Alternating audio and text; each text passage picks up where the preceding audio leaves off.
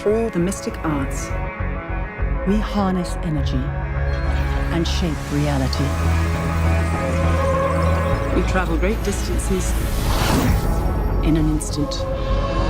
Hey everyone, I'm Tamara Krinsky with Marvel, and I am here at a very special event celebrating the science of the Marvel Cinematic Universe. This event is brought to you by the Science and Entertainment Exchange, Marvel Studios, and The Great Company, which is hosting this thing. Right behind me, there's a costume from Doctor Strange, and all around this space we've got costumes, we've got artifacts, we've got props, along with some of the scientific explanations of how they could actually work in real life.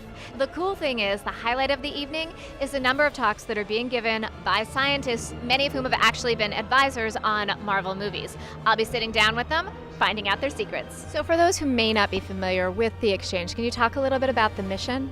The Science and Entertainment Exchange is a program of the National Academy of Sciences, and that the National Academy of Sciences is a private, nonprofit institution. Marvel is science fiction in a lot of ways, and it's always helped to have one foot in the fantastical and all the exciting things that can't really happen in our world, and one foot in real science. There are sort of two angles of attack that you can get into when you as a creative or a writer are working with a consulting scientist. And one is the blue sky period, where you're not sure what your story is yet, and you just want to look for interesting gaps out of which mysteries might emerge.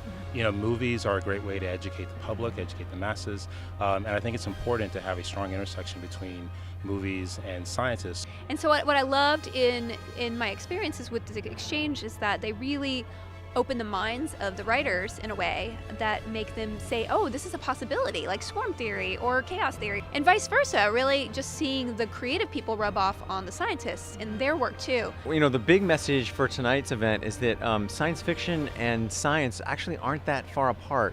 Are these superpowers that we see in all the Marvel movies something that actually can be real? How much of this is science and how much of it is science fiction?